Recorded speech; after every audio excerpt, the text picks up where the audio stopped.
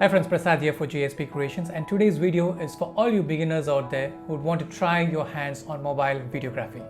In this video, I'm going to touch upon the basics which you need to know, which will help you create a better story. I have a small clip for you which I shot yesterday outside my apartment as we are in lockdown. Have a look at it and come back and we'll talk about some of the elements of it and get you started.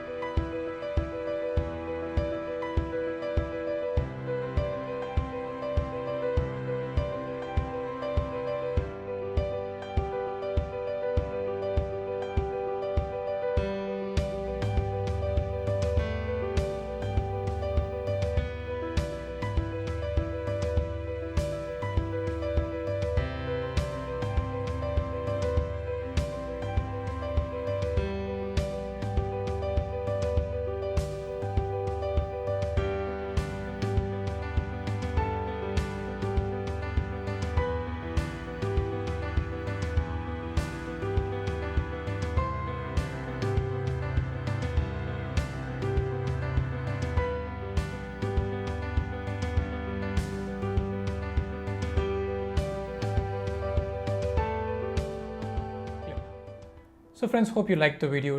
It was just a short clip which I just wanted to shoot outside my apartment just to show how is the current state, right?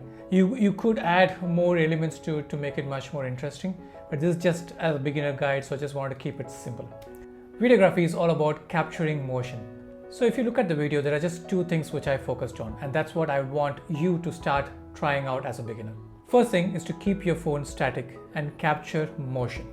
It could be birds, it could be people moving or anything else, right? That's the first set of things. It's good to use something like this, which is what I've used, a small, cheap Gorilla Pod with a camera holder. It's important that you keep your phone static and don't create motion in the video. So as audience, having that jerkiness on your video, it will be disturbing. So try and keep your phone as static as possible when you're capturing motion. Capture all possible things which you can see, which is moving around you. Use different angles, shoot something from low angle, shoot something from your eye level, maybe top down. So try using various angles and capture motion, at the same time keeping your phone static, maybe on a tripod like this. You could also look at using the other options in your phone, which is hyperlapse mode, time lapse or hyperlapse mode, as well as a slow motion. If you've seen, I've used these two in my video on these instances. Capturing motion without moving your phone is good, but if you can also add variety into it, it'll be more interesting to the audience. So keep your phone static, capture some moments as normal speed, capture something in slow motion, and see if you can capture good time lapse. When you're starting off, try and capture as much footage as possible. It could be on smaller things, it could be of some wall, it could be of a tree, it could be of some insects moving down. But try and capture as many footage as possible so that when you put this together, you have an option to try and have the right sync, right story built on. The second aspect is to try and capture a static subject, but creating the motion with your phone. There are two things which you can do with your phone in terms of movement. One is what we call as pan, which is just keeping it horizontally but moving left to right and right to left. And the second one is called tilt. So where you keep it static, but just try and tilt your phone up to down or down to up. So try and keep your phone closer to the body so that it is not creating this jerky movement, but slightly do this. Thing you need to be careful about is not creating too much of movement. A slight movement itself will give you that good effect. So just small bit of movement and then just top to down, down to top. This is good enough to create an interesting clip.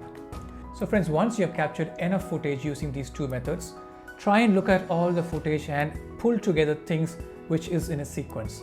And it has to have some bit of continuity. So once you do that, put it together, use any of these free editing software which is available either on your phone or on your laptop. Piece it together, insert normal transition. That is good enough. There's a default transition which is available in any of these softwares. So apply those default transition between two clips. That will have this smooth transition from one clip to another. So friends, once you sequence all these clips and have transitions in between, add an audio which basically suits the mood of your clip. There are a lot of royalty-free musics available on the web. You can download some of these, add credits, and then use that in your clip. Export the video and you're good to go. So friends, hope this video was useful. This is just the basics for getting you started on mobile videography. Once you've started shooting videos using those two methods and putting together, we can slowly start building on various elements in terms of enhancing the output of those videos. There are again two aspects to it. One, you can do more with the way in which you capture. Second is you can actually enhance the video by adding more effects, elements in terms of editing on post-production. So friends, this was a quick small video on getting you started on mobile videography. Hope you liked this video and found it useful.